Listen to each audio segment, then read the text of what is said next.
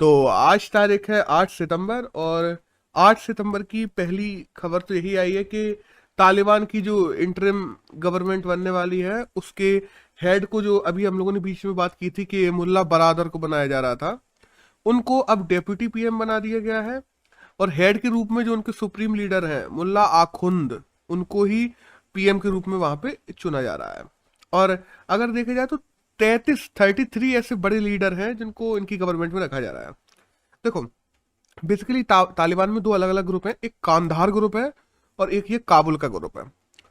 तो अभी जो 33 बनाए गए हैं इनमें से ज्यादातर मतलब 20 लोग तकरीबन जो है वो कांधार ग्रुप के हैं, और केवल 13 लोग हैं जो काबुल ग्रुप के हैं, जो गवर्नमेंट में रहेंगे, जो मंत्री अंतरी बनेंगे, अलग अलग चीजें बनेंगे। तो अब देखते हैं आने वाले समय में क्या होगा। बस नए पीएम के रूप में मुल्ला आखुंद को वहां पे पीएम बना दिया गया। अगली न्यूज की बात करें तो आइए उल्फा को लेके, यूएलएफए को लेके। अब उल्फा क्या है? United liberation front of Assam. तो उल्फा ने ये कहा है कि वहां के जो असम के जो सीएम है उनको बीच में आके मीडिएटर के रूप में काम करना चाहिए, और हम लोगों की जो प्रॉब्लम्स है वो सब सॉल्व करनी चाहिए, केंद्र सरकार से बात करनी चाहिए जो चीजें हम लोग मांग रहे हैं। देखो हुआ क्या ना, बेसिकली बताएं। बेसिकली हम लोग जानते हैं कि जो नॉर्थ ईस्ट रीजन है, नॉर्थ ईस्ट रीजन में बहुत सारे एथनिकल ग्रुप्स हैं जो वहां पे पैदा हुए। वजह क्या थी? नॉर्थ ईस्ट में कंपैरेटिवली उतना ज्यादा पुअर गवर्नेंस रही हमेशा, उतना ज्यादा इकोनॉमिकल ग्रोथ नहीं हो पाया नॉर्थ ईस्ट में। नॉर्थ ईस्ट में बहुत सारी अलग अलग डाइवर्सिटी, एक तरीके से कहा जाए ना, जितनी डाइवर्सिटी नॉर्थ ईस्ट के उस छोटे से एरिया में दिखाई देती है उतने भारत में भी है, ऐसा नहीं, लेकिन भारत में बहुत बड़े बड़े एरिया में है। उनमें बहुत छोटे से एरिया में बहुत ज्यादा डाइवर्सिटी है।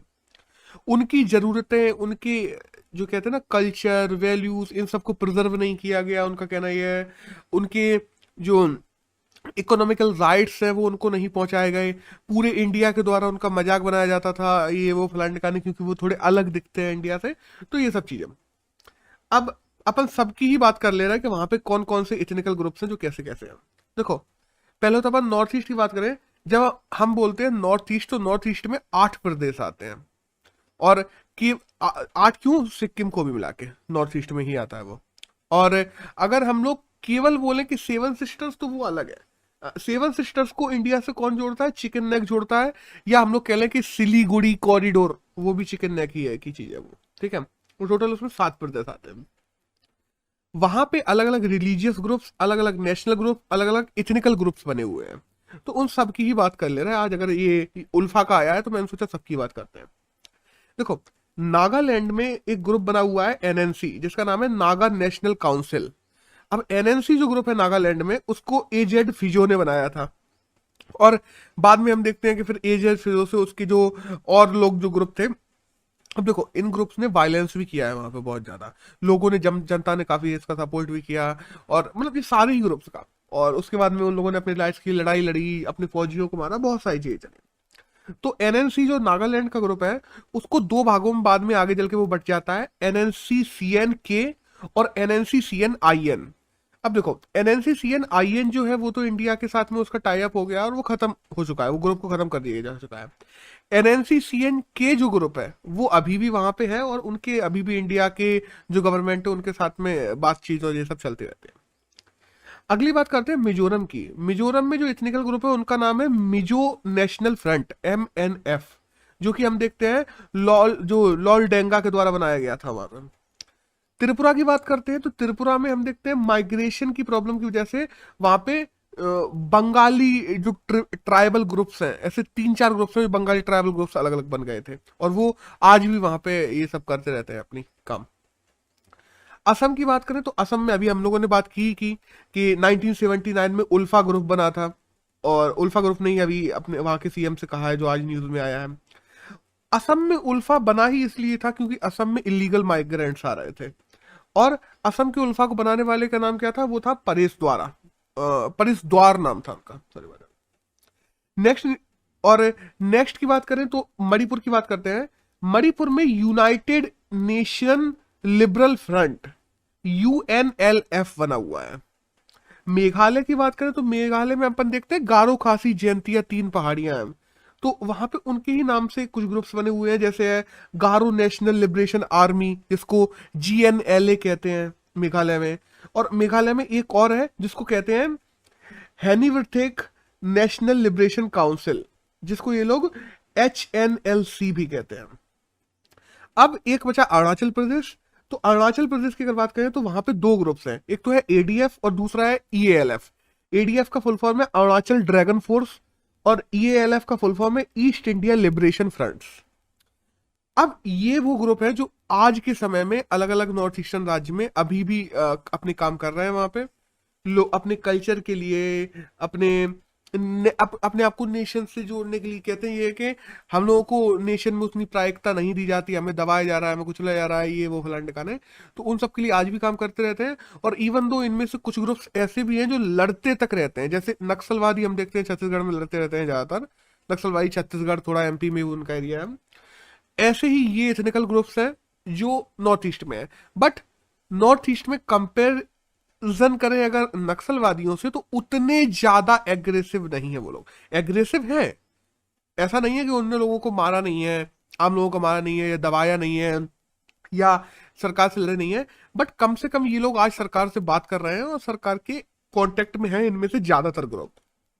तो कंपेरेटिवली ये उतने ज्यादा एग्रेसिव नहीं है। और हाँ, जो उल्फा ग्रुप की हम लोगों ने बात की अभी, जो असम का जो ग्रुप है, उल्फा ने ये भी कह दिया है कि असम के जो CM है वो बीच में मीडिएटर के रूप में बात करें। और 3 साल के लिए उन लोगों ने सीज फायर पे साइन किए थे कि 3 साल तक हमारे द्वारा किसी को भी नहीं मारा जाएगा, गवर्नमेंट ऑफिशियल को, ये वो फलाने ठिकाने। इसको आगे और 3 साल बढ़ाने की बात चल रही है। अब देखते हैं आगे क्या होता है। अगली न्यूज की बात करते हैं, वो आई है इंटरनेशनल एडवर्टाइजिंग को लेके। कि हम देखते हैं ना, एक अवार्ड होता है इंडिया में एडवर्टाइजिंग की बात करें तो इंटरनेशनल एडवर्टाइजिंग अवार्ड दिया जाता है, कि उसका नाम है ओलिव क्राउन अवार्ड। अब ओलिव क्राउन अवार्ड की बात करें तो ओलिव क्राउन अवार्ड में 2 मेन अवार्ड्स दिए जाते हैं, कि वो दोनों कैंपेन के ऊपर ही दिए जाते हैं कि किस कंपनी ने या किस प्रिंटेड मीडिया ने एडवर्टाइज करके, खुद से एडवर्टाइज करके, दूसरे किसी का एडवर्टाइज नहीं करना है, खुद से एडवर्टाइज करके ऐसी कौन सी ह्यूमैनिटेरियन चीजें चलाई हैं। तो ये दोनों अवार्ड इस बार द हिंदू ने जीते हैं। द हिंदू, एक तो हम देखते हैं 3 मार्च को क्या होता है, वर्ल्ड वाइल्ड लाइफ डे होता है, और दूसरा होता है 5 जून को इन्वायरमेंटल डे होता है। इन दोनों पे जो द हिंदू ने कैंपेन चलाए थे, उन कैंपेन्स को इस साल का ओलिव क्राउन अवार्ड मिला है इंडियन गवर्नमेंट की तरफ से। तो दैट्स ऑल। अगली न्यूज की बात करते हैं, तो आइए एल सैल्वाडोर को लेके। एल सैल्वाडोर पहला ऐसा देश बन गया है जिसने बिटकॉइन को अपने यहां लीगल टेंडर, मतलब लीगल मनी के रूप में घोषित कर दिया है। देखो, हम लोगों ने अभी देखा था कि बहुत सारे ऐसे देश है, ब्राजील वगैरह हुए, उन लोगों ने बिटकॉइन को एक्सेप्ट करना शुरू कर दिया था, बिटकॉइन को लीगल कर दिया था। बट लीगल टेंडर और लीगल में अंतर क्या है? लीगल टेंडर ये हो जाता है कि अब एल सैल्वाडोर में कोई भी आदमी लेने से मना नहीं कर सकता बिटकॉइन को, उसको लेना ही पड़ेगा। उसको अगर एल सैल्वाडोर की करेंसी देते हैं तो ठीक, नहीं देते अगर कोई बिटकॉइन देता है तो वो भी लेना ही पड़ेगा। अब एल सैल्वाडोर की बात करें तो नायब है जो वहां के प्रेसिडेंट है, और कैपिटल एल सैल्वाडोर की एल सैल्वाडोर ही है। और एल सैल्वाडोर अगर बात करें तो नॉर्थ और साउथ जो अमेरिका है उसके बीच का जो कैरेबियन आइलैंड्स का एरिया पड़ता है, वहां पे एक छोटा सा देश है। That's all. एक न्यूज आई है छोटी सी स्पोर्ट्स की तरफ से, कि जो हमारी शेफाली है वो T20 क्रिकेट रैंकिंग में इंडिया की नंबर 1 खिलाड़ी बन गई है वुमेन्स क्रिकेट में। एक छोटी सी न्यूज और आई है कि एक खिलाड़ी है एमा है ग्रेट ब्रिटेन की खिलाड़ी। US ओपन में पहली बार ऐसा हुआ है कि 18 साल की कोई खिलाड़ी क्वालिफाई करके वो प्लेऑफ्स में पहुंच गई है, और प्लेऑफ्स में क्वार्टर फाइनल में पहुंच गई है, टॉप 4 राउंड में। तो उनका नाम है एमा, और एमा है ग्रेट ब्रिटेन से। पहली बार हुआ है कि 18 साल की कोई खिलाड़ी पहुंची है, और पहली बार हुआ है कि ग्रेट ब्रिटेन की कोई खिलाड़ी पहुंची है। तो ये दोनों ही हो जाती है, तो इसलिए और जरूरी हो जाती है। एक अगले न्यूज की बात करते हैं, तो वो आई है आनंद विहार से, कि आनंद विहार में दिल्ली का दूसरा स्मोक टावर लगाया जा रहा है। पहला हम लोगों ने देखा था कि CP में लगाया गया था दिल्ली में, और दूसरा अब स्मोक टावर जो लगाया जा रहा है वो आनंद विहार में लगाया जा रहा है। और ये टावर भी तकरीबन 1000 क्यूबिक मीटर एयर पर सेकंड फिल्टर करेगा। अब देखो, टावर ठीक है, इनकी देखरेख कैसे होती है ये डिपेंड करेगा कि आने वाले समय में ये टावर कितना फायदा पहुंचा पाते हैं जनता को और लोगों को, क्योंकि उनके फिल्टर्स बदलना, उनके लगातार उनको रिस्टोर करते रहना, खराब हो या कोई प्रॉब्लम आए तो उनको देखते रहना, मॉनिटर करना, ये चीजें ज्यादा जरूरी है। केवल लगा तो बहुत सारी सरकारें बहुत कुछ देती हैं, लेकिन उनके मॉनिटरिंग में प्रॉब्लम आती है। अब देखते हैं आने वाले समय में क्या होता है। एक अगली न्यूज आई है कि अलीगढ़ में अभी जो 92 एकड़ की एक नई यूनिवर्सिटी बनाई जा रही है, जिसका नाम रखा जा रहा है राजा महेंद्र प्रताप यूनिवर्सिटी के नाम पे। और ये 14 सितंबर को वहां पे एक तरीके से जो नहीं होता कि लैंड इनॉग्रेशन करने के लिए हमारे प्रधानमंत्री नरेंद्र मोदी जाएंगे, तो वो अलीगढ़ में 92 एकड़ में राजा महेंद्र प्रताप के नाम से एक नई यूनिवर्सिटी की स्टार्टिंग करेंगे। अब ये केंद्र सरकार ने पिछले साल घोषित किया था और इस साल स्टार्टिंग कर रहे हैं, कोरोना की वजह से टल गया बाद में। अब अपन बात करते हैं राजा महेंद्र प्रताप के बारे में कि ये कौन थे। ये जरूरी हो जाते हैं अगर न्यूज में आ जाते हैं तो। हम लोगों ने देखा कि 1915 में अफगानिस्तान में राजा महेंद्र प्रताप ने गवर्नमेंट बनाई थी अपनी। अलीगढ़ मुस्लिम यूनिवर्सिटी हम लोग जो देखते हैं उसको भी जमीन देने की बात की जाए तो राजा महेंद्र प्रताप ने ही दी थी, क्योंकि पहले इस यूनिवर्सिटी का नाम था मोहम्मद एंग्लो ओरिएंटल कॉलेज, जिसके एल्यूमिनी भी राजा महेंद्र प्रताप ही थे। और बाद में मोहम्मद एंग्लो ओरिएंटल कॉलेज का नाम बदल के ही अलीगढ़ मुस्लिम यूनिवर्सिटी आज कर दिया गया है, और उसकी लैंड भी राजा महेंद्र प्रताप ने ही दी थी। फिर हम देखते हैं कि फ्रीडम फाइटर भी रहे हैं राजा महेंद्र प्रताप। राजा महेंद्र प्रताप को 1932 में नोबेल पीस प्राइज के लिए भी नॉमिनेट किया जा चुका है। उसके बाद हम देखते हैं कि जो सेकेंड लोकसभा थी अब हम लोगों की, उसके लिए जब मथुरा में चुनाव हुए थे तो अटल बिहारी वाजपेयी को राजा महेंद्र प्रताप ने हरा दिया था मथुरा में, सेकेंड लोकसभा में। तो राजा महेंद्र प्रताप, ये सब चीजें हम लोगों को महेंद्र प्रताप के बारे में जानना जरूरी हो जाती है। That's all. एक अगली न्यूज की बात करते हैं तो यूएस की जो फर्स्ट लेडी है जिल बाइडन, तो वो पहली ऐसी लेडी बन गई हैं, पहली फर्स्ट लेडी ऐसी बन गई है यूएस की जो वर्किंग भी है। वर्किंग का मतलब यह है क्योंकि 2009 से ही हम लोग देखते हैं कि नॉर्थ वर्जीनिया जो कम्युनिटी कॉलेज है उसमें जिल बाइडन पढ़ाती हैं, और उन्होंने कह दिया है कि अब कॉलेजेस दोबारा से खुल रहे हैं तो वो वहां पे पढ़ाने जाएंगी और वो वहीं रहेंगी, मतलब व्हाइट हाउस में नहीं रहेंगे हाल में। तो वो पहली वर्किंग लेडी बन गई हैं जो यूएस की फर्स्ट लेडी भी है। That's all. तो नॉर्थ वर्जीनिया कम्युनिटी कॉलेज हम लोगों के लिए जरूरी हो जाता है, इसीलिए तो बस थोड़ी बात कर लीजिए।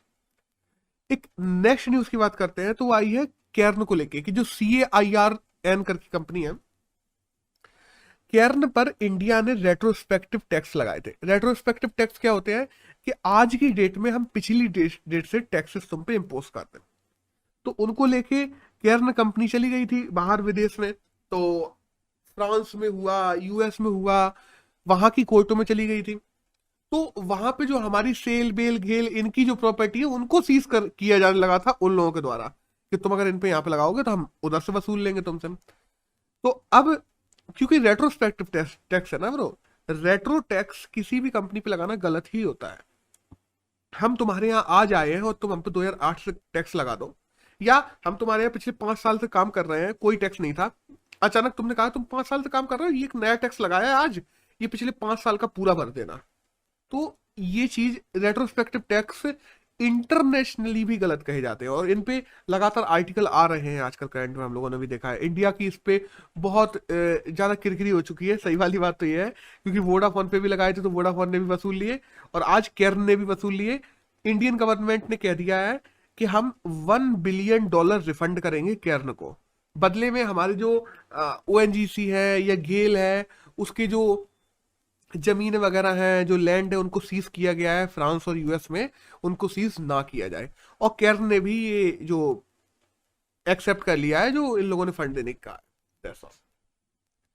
अब एक नेक्स्ट न्यूज की बात करते हैं तो आइए नासा से कि तकरीबन 1000 नियर अर्थ एस्ट्रॉयड, नासा की एक एजेंसी है जिसका नाम है JPL, जेट प्रोपल्सन लेबोरेटरी, उसके द्वारा 1000 ऐसे छोटे छोटे एस्ट्रॉइड्स हैं जिनको डिटेक्ट किया गया है अर्थ की ऑर्बिट के पास में, नियर अर्थ एस्ट्रॉइड ऑर्बिट के पास में। अब ऑर्बिट की बात करें तो अपन लोग जानते हैं कि हाँ, मार्स और जुपिटर के बीच में जो ऑर्बिट है वो उस पूरे एरिया को अपन लोग एस्ट्रॉइड बेल्ट कहते हैं। तो वहीं से कई बार क्या होता है ना कि मार्स और अर्थ के बीच में कुछ कुछ एस्ट्रॉइड आ जाते हैं। जब वो एस्ट्रॉइड मार्स को पास करके अर्थ के बीच में आ जाए, मार्स और अर्थ के बीच में, तो उनको हम लोग कहते हैं नियर अर्थ एस्ट्रॉइड। तो मतलब अर्थ से तो वो काफी दूर है, ऐसी बात नहीं कि अर्थ पे गिर पड़ेंगे, लेकिन वो मार्स और अर्थ के बीच में है। तो ऐसे नए 1000 ऐसे और एस्ट्रॉइड्स को डिटेक्ट किया गया है जेपीएल के द्वारा, रेडार ऑब्जर्वेशन से किया गया बाय द वे। और एक अभी हाल में मिशन भी जा रहा है, इसके साथ में ही छोटी सी न्यूज और थी कि इंस्पिरेशन 4 मिशन, जो भारत का पहला सिविल मिशन है। सिविल मिशन का मतलब यह है इसमें कोई भी ट्रेंड एस्ट्रोनॉट नहीं जा रहा है। ये पहला ऐसा मिशन है जिसमें सिविलियंस जा रहे हैं, जो कि 4 दिन के लिए जाएंगे और 4 लोग जाएंगे। रीजनेबल, जो अपन लोग कहते हैं ना कि रिसाइकलेबल रॉकेट, फैल्कन 9 को हम लोग कहते हैं कि उसको दोबारा से यूज किया जा सकता है। हाँ, रीयूजेबल रॉकेट फैल्कन 9 से इस पूरे सिविलियन मिशन को प्रक्षेपित किया जाएगा, जिसका नाम है इंस्पिरेशन 4। और ये 15 सितंबर को किया जाएगा। और बाय द वे ये कंपनी जो है जो इस चीज कर रही है उसका नाम है स्पेस एक्स। अब एक अगली न्यूज की बात करते हैं, तो वही है delegation of financial proportion defence service को लेके, डीएफपीडीएस। अब ये क्या है डीएफपीडीएस?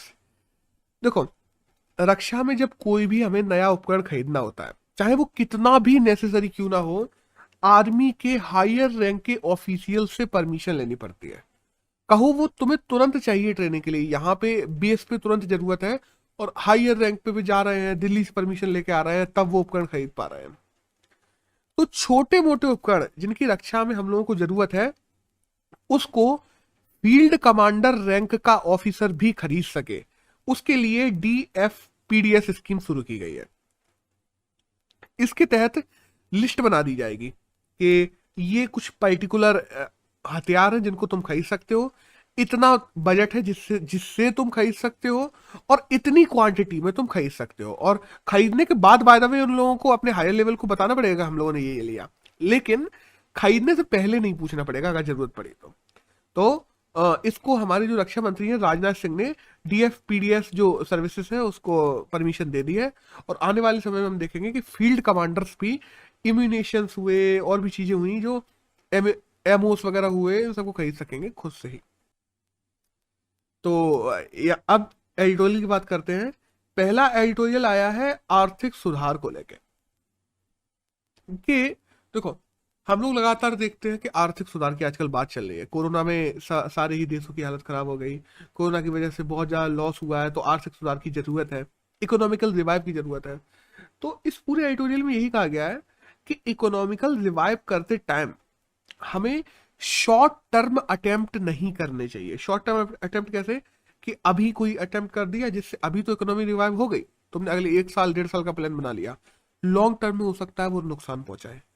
तो हमें जल्दी या वी शेप की इकोनॉमी बहुत जल्दबाजी में रिवाइव करने के लिए कोई भी शॉर्ट टर्म अटेम्प्ट नहीं करने चाहिए। हमें एक कंप्रिहेंसिव प्रोग्राम ऑफ एक्शन लेके आना चाहिए, जिससे हम मानव पूंजी का भी विकास कर पाए, ह्यूमन डेवलपमेंट भी कर पाए, साथ साथ में टेक्निकल जो कमी है हमारे यहाँ के, हम लोग देखते हैं जब भी पूंजी बनाई जाती है, हम टेक्निकली उतने रेडी नहीं है। हम लोगों को टेक्निकल चीजों के लिए कई बार दूसरे देशों पे सपोर्ट रहना पड़ता है, और इंडिया के पास ये one of the best time है जब इंडिया अपनी इकोनॉमी को रिवाइव कर रहा है, तो अपने टेक्निकल सपोर्ट सिस्टम को और ज्यादा बढ़ा सके, अपनी उत्पादकता को बढ़ा सके, अपने इंडस्ट्रीज को बढ़ा सके। तो इंडिया को इस चीज का फायदा उठाना चाहिए और शॉर्ट टर्म अटेम्प्ट की ना सोचते हुए कंप्रिहेंसिव प्रोग्राम ऑफ एक्शन लेके आना चाहिए। अभी भारत की देखो विकास बढ़ाने में अलग अलग सेक्टर में बहुत सारे अलग अलग अर्थशास्त्री हैं जो अपने अपने प्रयास कर रहे हैं। उन लोगों को 1991 के जो रिफॉर्म्स हुए थे उनको भी भूलना नहीं चाहिए।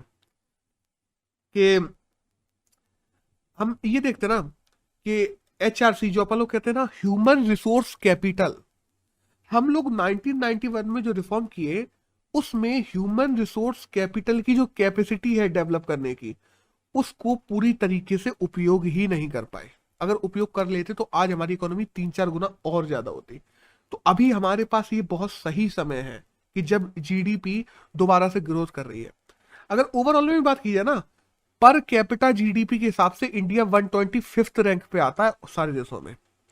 तो इंडिया के पास में ये one of the best time है कि ह्यूमन रिसोर्स कैपिटल को बढ़ाया जाए, ह्यूमन डेवलपमेंट किया जाए, लोगों को स्किलफुल बनाया जाए, जो हमारी जीडीपी ग्रोथ करे, और एक कंप्रिहेंसिव प्रोग्राम लेके आया जाए, एक्शन प्रोग्राम। अब ऐसे कहा जाए ना कि इकोनॉमिक टाउन्स बनाए जाए। इकोनॉमिक टाउन्स हमारे इंडिया में है, इंडिया में उनकी कमी है। इकोनॉमिक टाउन्स को बढ़ाया जाए, वहां पे सेकेंडरी सेक्टर्स को बढ़ावा दिया जाए। हमारे रिसर्च एंड डेवलपमेंट में हम बात करते ना कि इंडिया को हमें वर्ल्ड पावर बनाना है। वर्ल्ड पावर बनाने के लिए तुम्हें नई डेवलपमेंट भी करने पड़ेंगे, तुम्हें नए टेक्नोलॉजीज खोजनी पड़ेंगी। तुम दूसरे देशों के ऊपर किसी भी चीज को लेकर डिपेंडेबल नहीं रह सकते। और हम आज देखते हैं इंडिया न्यू टेक्नोलॉजीज में लैग करता है। तो उन चीजों के लिए जो आज हमारे जीडीपी का 0.8% खर्च किया जाता है टोटल जीडीपी का रिसर्च एंड डेवलपमेंट पे, उसको बढ़ाने की जरूरत है। आर्थिक जब हम कहते हैं ना कि अर्थव्यवस्था को रिवाइव करना है, अर्थव्यवस्था को रिस्टोर करना है, रिजनरेट करना है, तो हमें नई सोच की भी जरूरत है, स्किलफुल वर्कर्स की भी जरूरत है, और एक कंप्रिहेंसिव प्रोग्राम की भी जरूरत है। अभी जो सरकार करना चाह रही है कि शॉर्ट टर्म अटेम्प्ट करके वी शेप इकोनॉमी दिखा दें, ये फायदा मिल जाए, वो फायदा मिल जाए, उससे शॉर्ट टर्म फायदा हो सकता है कुछ लोगों के हितों का फायदा मिल जाए, बट ओवरऑल कहा जाए ना, लोगों को फायदा नहीं पहुंचेगा, ओवरऑल भारत को फायदा नहीं पहुंचेगा। और इंडिया को फायदा पहुंचाना है तो इन सब चीजों पे ध्यान देना बहुत ही आवश्यक है। That's all. अब एक अगले एडिटोरियल की बात करते हैं। तो वो आया है अपनी जो रिजर्वेशन को लेकर। क्या कहना ब्रो? हम लोग देखते हैं कि 102 जो हमारा संविधान संशोधन था, कॉन्स्टिट्यूशन अमेंडमेंट था 102, उसके तहत हम लोगों ने national commission for backward class जो है उसको मान्यता दे दी थी, मतलब उसको संवैधानिक घोषित कर दिया था हम लोगों ने। उसके बाद में हम देखते हैं कि सुप्रीम कोर्ट ने ये बात कही थी कि जो पावर्स है कि किसको सोशल इकोनॉमिकल बैकवर्ड घोषित किया जाना चाहिए, ये पावर्स राज्यों के पास में नहीं होनी चाहिए, ये केंद्र के पास में होनी चाहिए। और जो national commission of backward classes है उससे बात करने के बाद ये घोषित करना चाहिए कि कहाँ पे कैसा होना चाहिए, कहाँ पे कैसा नहीं।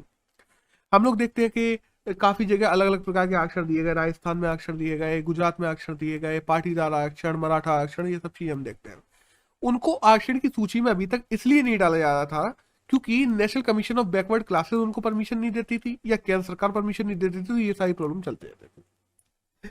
अब हम देखते हैं कि 127th कॉन्स्टिट्यूशन अमेंडमेंट आ गया कि सुप्रीम कोर्ट ने तुम्हारी कहा था कि राज्यों के पास में ये पावर नहीं होनी चाहिए, और हमारी सरकार ने 127th कॉन्स्टिट्यूशन अमेंडमेंट के द्वारा क्या किया है कि ये पावर राज्यों को दे दी है कि ओबीसी की लिस्ट में हम अपने राज्य में किसे ओबीसी मानेंगे ये राज्य खुद तय करेगा। ये पावर दे दी किसको? राज्यों को 127th कॉन्स्टिट्यूशन अमेंडमेंट, 127वां संविधान संशोधन के द्वारा।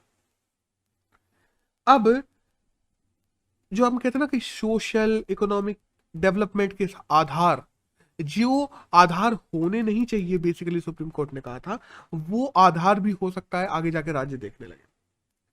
नए कास्ट ग्रुप्स बहुत सारे बन गए हैं। अभी एक प्रॉब्लम और है कि राज्यों के पास में ये पावर जाने से अभी जो नए कास्ट ग्रुप निकल के आए हैं हाल के समय में, उनका कहना है कि हमें भी रिजर्वेशन मिलना चाहिए।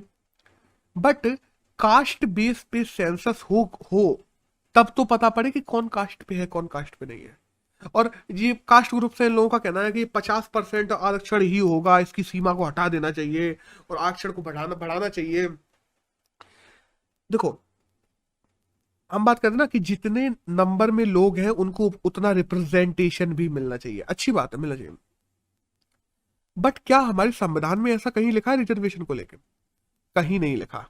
संविधान में कहीं भी ये नहीं लिखा है कि तुम्हारे नंबर हो या तुम्हारी कास्ट बेस्ड सेंसस होनी चाहिए, या तुम्हारी जितना नंबर हो उतने ही नंबर के हिसाब से तुम्हें उतने ही परसेंट में रिजर्वेशन मिलनी चाहिए।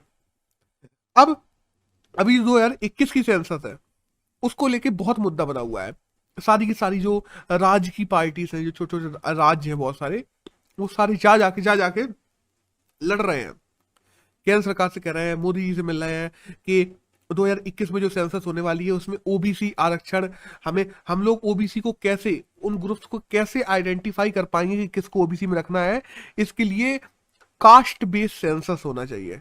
बट केंद्र सरकार इसको मानने से मना कर रहा है। दूसरी तरफ इंडियन कॉन्स्टिट्यूशन में ऐसा कहीं नहीं लिखा है कि जनसंख्या के आधार पर रिजर्वेशन दिया जाना चाहिए, क्योंकि मानो अभी कहीं पर होता है कास्ट बेस्ड सेंसस और उस राज्य में 70% जनसंख्या ओबीसी की निकल आती है, तो ओबीसी का आरक्षण 70% करने की जरूरत है? बिल्कुल जरूरत नहीं है, ऐसा कहीं भी संविधान में कहीं पे लिखा नहीं है। लेकिन अगर वो निकल आती है तो उन ग्रुप्स के द्वारा रिबेलियन होना शुरू हो जाएगा कि हम यहाँ पे मेजोरिटी, हम यहाँ 70% है, फिर भी हमको 70% आरक्षण क्यों नहीं मिल रहा, हमको तुम 50% का कैप क्यों लगा के रखे हो। रिजर्वेशन के बेनिफिट लोगों तक पहुंचे ये जरूरी है, इक्वल डिस्ट्रीब्यूशन हो ये भी जरूरी है, और इसके लिए सबसे ज्यादा जरूरी है सब कैटेगराइजेशन। ये इस ऑथर ने कहा है इस आर्टिकल में। अब सब कैटेगराइजेशन का मतलब उसने कहा उसने कहा ना कि जैसे ओबीसी है, ओबीसी में हम लोगों ने क्रीम लेयर का कॉन्सेप्ट लेके आए हैं कि 8 लाख पर एनम के ऊपर जो भी परिवार कमाता होगा ओबीसी का, उसको हम लोग आरक्षण नहीं देंगे, जैसे ये है। तो ऐसे ही एक बैकवर्ड वाला भी लेके आना चाहिए सब कैटेगराइजेशन। अब बैकवर्ड कैटेगराइजेशन क्या है? ओबीसी बैकवर्ड तो है ही है, उनमें तुमने क्रीम लेयर का कॉन्सेप्ट ले आया है, उनमें तुम्हें एक्सट्रीमली बैकवर्ड का कॉन्सेप्ट भी लेके आना चाहिए। और जो ओबीसी में एक्सट्रीमली बैकवर्ड है उनको जैसे एससी एसटी को मिलता है आरक्षण, ऐसा आरक्षण मिलना चाहिए। ये सारी बातें लिखी हुई हैं, क्योंकि समाज के हर एक तबके तक हम लोगों को बेनिफिट पहुंचाना जरूरी है। और बाय द वे अगर राज्यों की बात की जाए, राज्यों को जो पावर दी गई है ठीक है, लेकिन राज्य इन पावर का गलत यूज ना करें, इनकी मॉनिटरिंग करना भी जरूरी है। National commission for backward classes की भी ये जिम्मेदारी है और केंद्र सरकार की भी ये जिम्मेदारी है कि ये लोग अपने फायदों के लिए किसी को भी ओबीसी कैटेगरी में घोषित ना कर दें। पता पड़ा उनके चुनावी फायदे हैं, उन लोगों ने किसी भी कैटेगरी को आरक्षण में डाल दिया। ये नहीं हो, और लोगों के हितों की रक्षा भी हो सके, इन दोनों चीजों को देखना केंद्र सरकार की जिम्मेदारी होगी। अब देखते हैं आने वाले समय में क्या होगा। अब एक आज का आखिरी एडिटोरियल है जिसकी हम बात करते हैं, सोशल मीडिया को लेके आया है। बेसिकली जो साउथ कोरिया में हम लोग देखते हैं अभी जो लोगों ने लॉ पारित किया उसको लेके है। देखो साउथ कोरिया ने क्या किया ना, हम देखते हैं प्ले स्टोर ने ज्यादातर मार्केट में मोनोपोली बना के रखी है कि प्ले स्टोर अपने एप्स अपने पे ही डलवाता है और अपने हिसाब से उन एप्स को रेगुलेट करता है। जो डेवलपर है उनको कोई वो नहीं देता, अपने हिसाब से रेगुलेट करता है हर ऐप को। अभी क्या है, साउथ कोरिया ने अभी एक कानून लागू किया वहां पे जिसको एंटी गूगल लॉ कहा जा रहा है। अब एंटी गूगल लॉ कैसे, उसका कहना यह है कि ये जितने भी प्ले स्टोर्स वगैरह हैं या और सर्च इंजन वगैरह हैं जो अपने प्लेटफॉर्म पे दूसरे जो क्रिएटर्स हैं उनको आने का मौका देते हैं, इन लोगों को उनका सम्मान करना चाहिए, ना कि उनसे चार्ज करना चाहिए, उनसे पैसा लेना चाहिए। बट ये लोग तो आके भी अपना कंटेंट वहां डाल के और तुम्हारे प्लेटफॉर्म को बढ़ा रहे हैं। और जैसे अभी हम लोगों ने देखा था कि एपिक गेम्स को प्ले स्टोर से हटा दिया था क्योंकि उसने अपने जो मंथली या ईयरली जो चार्जेस लेता था गूगल वो भरे नहीं थे इस वजह से। और जबकि एपिक गेम्स खुद से सपोर्ट करता है गूगल वगैरह को क्योंकि वो तुम्हारे प्लेटफॉर्म पे। तो देखा जाए गूगल हुई या कुछ 3-4 कंपनियां हुई जो सोशल मीडिया हुए, गूगल हुए, इंटरनेट हुए, इन सब पे मोनोपोली बनाती चली जा रही है। और जो हम देखते हैं कि डिजिटल स्पेस की मोनोपोली क्रिएट ना हो और डिजिटल स्पेस पे हर कोई खुले जी सके, कोई दूसरा आके बंदा जो 4 लोग मोनोपोली करके बैठे हैं वो उनको रेगुलेट ना करने लगे कि मैंने कहा कि एपिक गेम्स वालों से हमारी लड़ाई हो गई, हटो, एपिक गेम्स को गूगल प्ले स्टोर से निकाल दिया। और एपिक गेम्स कहीं कोई और दूसरा प्ले स्टोर इतना बड़ा है नहीं, तो सिंपल सी बात है मोनोपोली गूगल की है, तो बस उसने निकाल दिया। तो एपिक गेम्स पता पड़ा उसके शेयर्स गिरे जा रहे लगातार। तो ये सारी चीजें ना हो, डिजिटल स्पेस सबके लिए खुला रहे और कोई दूसरी बड़ी कंपनी किसी भी कंपनी पे आधिपत्य ना जमा पाए। तुम उसके गुलाम नहीं हो गए वहां पहुंच के कि वो जैसा बोले उसको तुम्हें वैसा करना पड़ेगा। इन सब चीजों को रोकने के लिए साउथ कोरिया ने अपना जो रेगुलेटिंग लॉस है इनको जारी किया। By the way south Korea ने जैसा किया है अभी सोशल मीडिया के लिए जो एंटी गूगल लॉस जो कानून लेके आई है साउथ कोरिया, ऐसे कानून यूएस और ईयू में काफी समय से बात लेके आने की बात चल रही है, बट अभी तक कोई लेके नहीं आ पाया है। साउथ कोरिया पहला ऐसा देश है जिसने ऐसे लॉस लेके आया है कि हाँ, भले ही गूगल की जो प्रोडक्ट्स हैं या गूगल की जो अलग अलग प्लेटफॉर्म्स हैं उन पे दूसरे लोग जाके अपना कंटेंट डालते हैं, अपने एप्स डालते हैं, बट गूगल को कोई भी अधिकार नहीं है कि जबरदस्ती किसी को भी वहां से बाहर निकाल सके, या मतलब गूगल वहां से बाहर नहीं निकालेगा। और किसी भी साउथ कोरियन कंपनी को अगर गूगल अपने ऐप स्टोर पे ऐप पोस्ट करने से रोकता है, बाहर निकालता है बिना किसी गलती के, गलती है कुछ गलत काम कर रहा था तो बात अलग है, लेकिन ऐसे कि हाँ उसने रुपए नहीं दे पाए, या बस हमें अच्छा नहीं लग रहा था इसलिए हमने निकाल दिया, या हमें अच्छा नहीं लग रहा था इसलिए हमने एक्सेप्ट नहीं किया, ये काम गूगल नहीं कर सकता। गूगल को अपने प्लेटफॉर्म सबके लिए खोल के रखने पड़ेंगे, ये साउथ कोरिया में लॉ बन गया है। तो अब इससे इंडिया को भी सीखना चाहिए। ये सारी बात कहेंगे, जैसे हमारे यहाँ कॉम्पिटिशन कमीशन ऑफ इंडिया है, उसका काम ही ये होता है कि मार्केट में मोनोपोली क्रिएट ना होने देना, मार्केट में कंपटीशन, हेल्दी कंपटीशन को बनाए रखना। तो यहाँ पे इंडिया में भी हम लोगों को ऐसी चीजें इंप्लीमेंट करनी चाहिए जिससे इंडिया में भी मोनोपोली क्रिएट ना हो डिजिटल मार्केट में।